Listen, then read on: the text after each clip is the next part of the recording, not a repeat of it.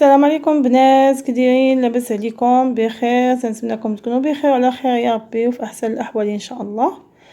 ومعكم قناه بنات لاله زهور. اليوم ان شاء الله غادي نحضر معكم طاكوس منزلي 100%، الحشوه اللي لذيذه وزوينه. بطبيعه الحال ترافقوه بشويه ديال لي فريت او واحد الشلاضه خفيفه، او باش ما بغيتو نتوما رافقوا داكشي تيبقى اختياري. بطبيعه الحال ترافقوه بالصلصه اللي حضرنا، اللي غادي نحضر معكم في الفيديو ان شاء الله. ايوا بقاو معنا وتنتمنى الفيديو يعجبكم، وان شاء الله غادي ندوزو للمقادير وطريقه التحضير مباشره. وعلى بركه الله البنات غادي ندوزو ان شاء الله باش غادي نحضروا الحشو ديالنا. عندنا هنا صدر ديال الدجاج مقطع قطع صغيره كيف ما تتشوفوا. عندنا هنا كفته او اللحم المفروم، عندنا بصيله مشلضه او محكوكه. غادي نحتاجو التوابل ديالها معلقه صغيره ديال الكمون، غادي نضيف معلقه صغيره ديال السكنجبير او الجنجبيل،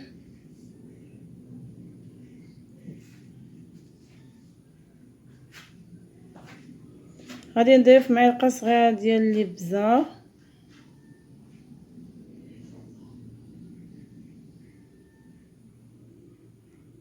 غادي نضيف معلقه ديال البابريكا او الفلفل الاحمر او الفلفل الحلو،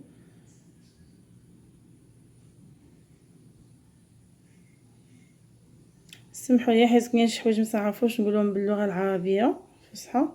غادي نضيفوا مليحه قياس ديال الكفته اللي عندنا،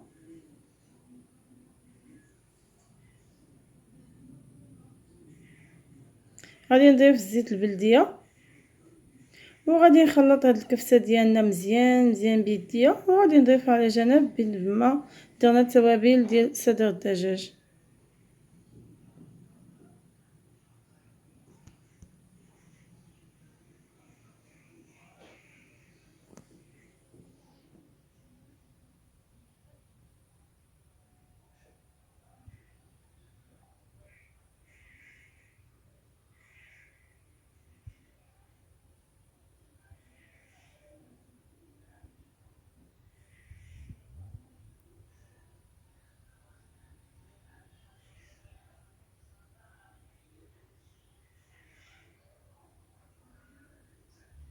هنا على بركه الله غادي ندير التوابل صدر الدجاج. غادي نضيف واحد المعلقه صغيره ديال الملح،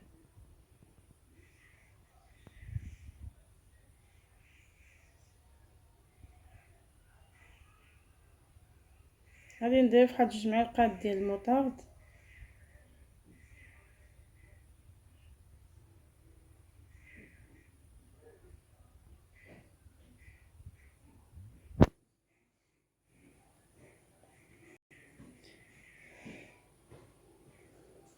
غادي نضيف واحد المعلقه صغيره ديال الثوم بودره او فصيص ديال الثوم محكوك،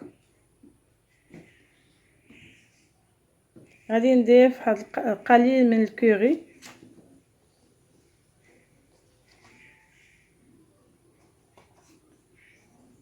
التوابل الهنديه معروفه بزاف بزاف هاد الكوري. غادي نضيفو ربيع معلقه ديال السكنجبير، غادي نضيف ربيع معلقه ديال الابزار، غادي نضيف عصير الحامض او نصف حامضه معصوره، غادي نضيف زيت البلديه،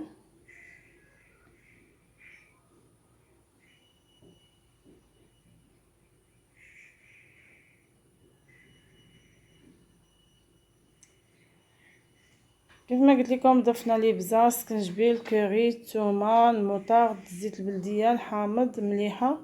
غادي نضيف هنا القليل من الشاونيه او فلفل الحار، انا عندي هنا الشاونيه مع الثومه بودره مع البصل بودره. صافي غادي نحرك هادشي مزيان حتى يدخل ليه التوابل ديالو مزيان، وغادي نشعل عليه البوطه حتى يتقلى.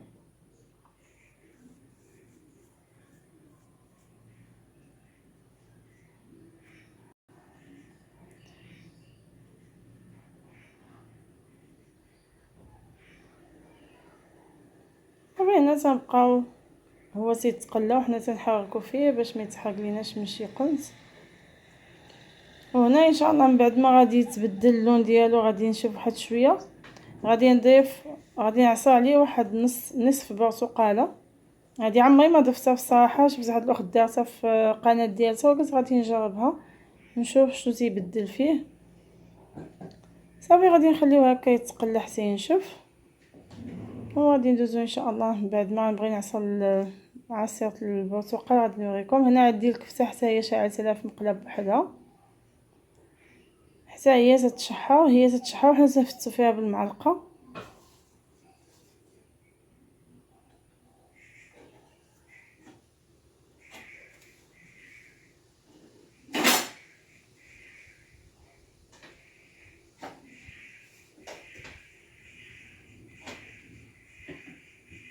كيف ما تشوفوا الكفته كيفاش تبدل اللون ديالها، صافي غير تشرب لنا واحد شويه من داك الماء وغادي نطفيو عليها. هنا غادي نعصر نصف برتقاله عصير ديالها.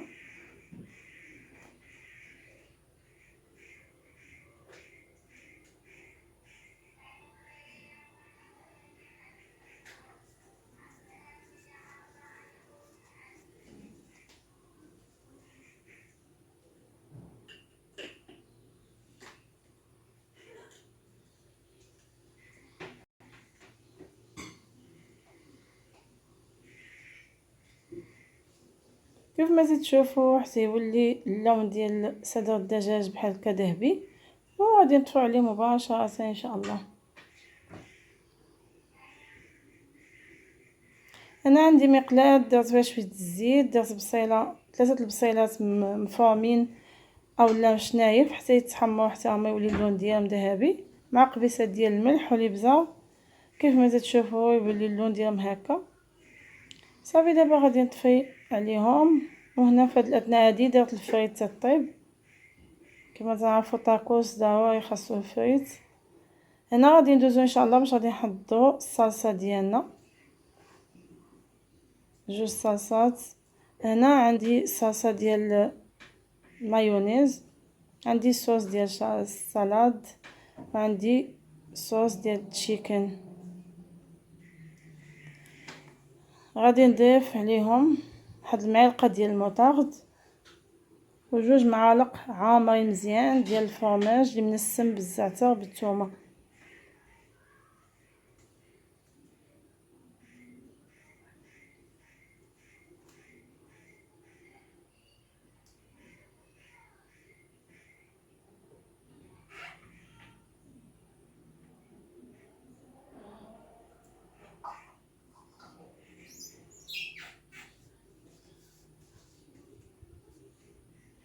غادي نحركو هادشي مزيان. وانا اللي عنده صوص الجيريان يكتفي بها، هي فيها كل شيء. انا ما متوفاش عندي، درت هاد لي صوص اللي عندي مع الفرماج خلطتهم. غادي نخلطهم مزيان حتى ينسجموا لي صوص مع بعضياتهم. غادي ندوزو نحضروا الصلصه الثانيه ان شاء الله.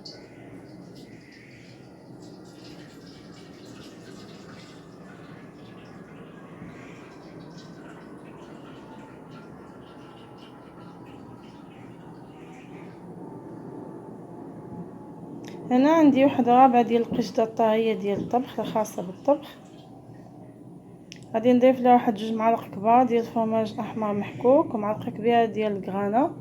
اللي ما متوفاش ليه كرانا يقدر يدير غير 2 قطع ديال الفرماج مثلث او الفرماج مربع.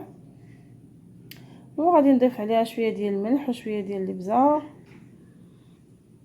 وغادي نوضعها فوق البوطه.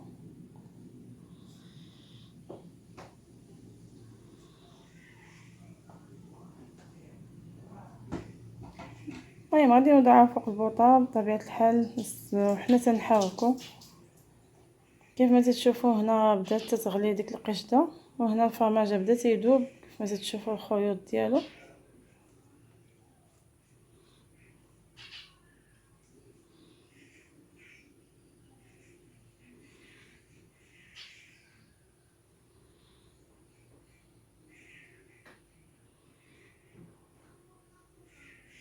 تنستمروا بالتحريك بحال هكا مزيان مزيان حتى يذوب داك الفرماج مزيان، ما يبقاوش لينا دوك الخيوط. وغادي نطفيو عليه.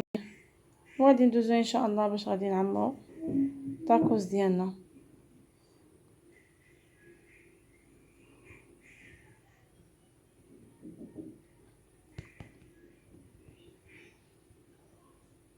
هنا في هاد الاثناء هادي بعد ما ساليت من لي صوص اللي عندي، هنا عندي الخبز ديال التورتيلا كيسبق لي وجدته معكم في فيديو سابق نزلته هو الاول.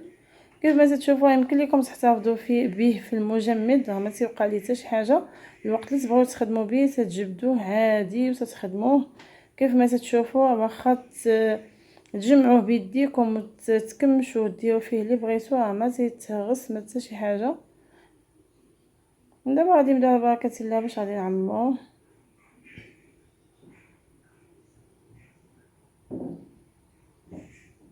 هنا غادي ناخذ واحد 2 معالق كبار ديال لي صوص اللي خلطت معكم. طبيعه الحال لي صوص ما تنديرهمش في الجوانب، غير في الوسط يكفي. وتنتمنى الفيديو يكون واضح لكم مزيان لان تنكون تنفيلمي غير بوحدي تندرك بيديا، تنعتذر. هنا تنخلط هذاك الصدر ديال الدجاج مع الكفته مع البصله، تنخلط كلشي في خطره صافي. دابا غادي نبدا نعمر في الطاكوس.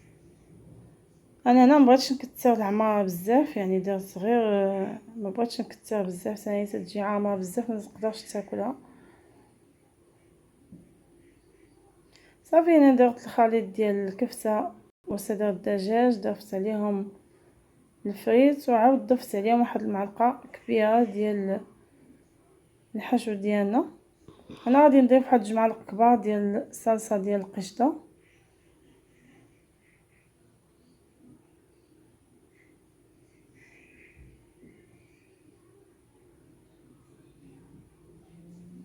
وهنا ضروري من الفرماج ديال الساندويتشات.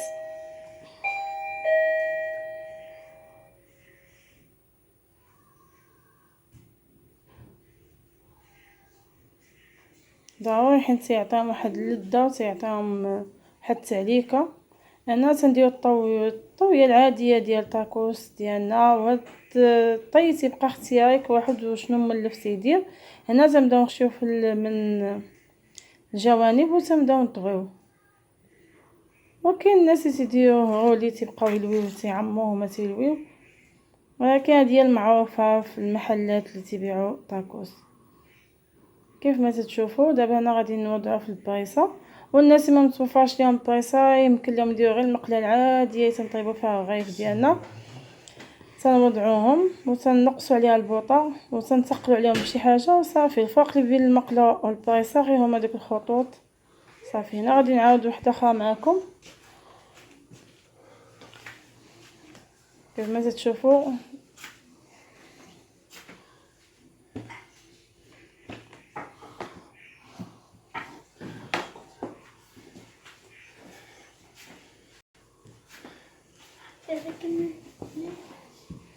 كيف ما قلت لكم الصلصه تكون غير في الوسط صافي، ما تنديروهاش في الجوانب.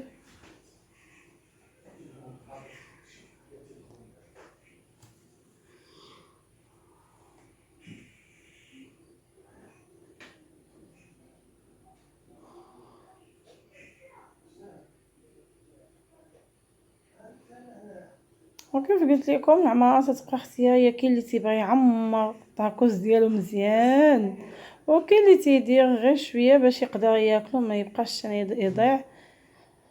انا عاوتاني غادي نضيف الصلصه ديال القشطه الطاريه، غادي نضيف فوق منها فرماج ديال الساندويتشات كيف ما العاده. ضروري تيكونوا هما تيكون الفرماج هو الفوق هو الفوقاني.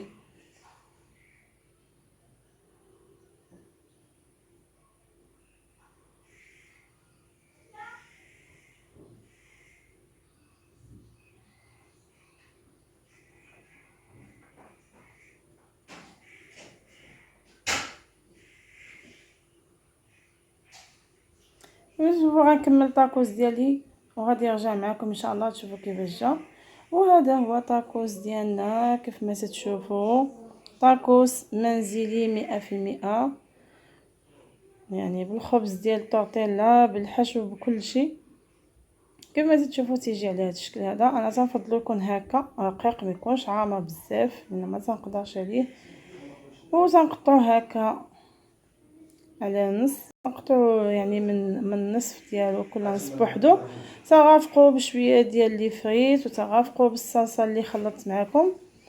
وتنتمنى ان شاء الله يا ربي هذا الفيديو يعجبكم، وان شاء الله يا ربي ما تنساوناش من لي لايك وانكم تفعلوا زر الجرس باش يوصلكم كل جديد ان شاء الله. وبطبيعه الحال كومونتيرات زوينه ديالكم، وبسلام عليكم فيديو جاي ان شاء الله يا ربي.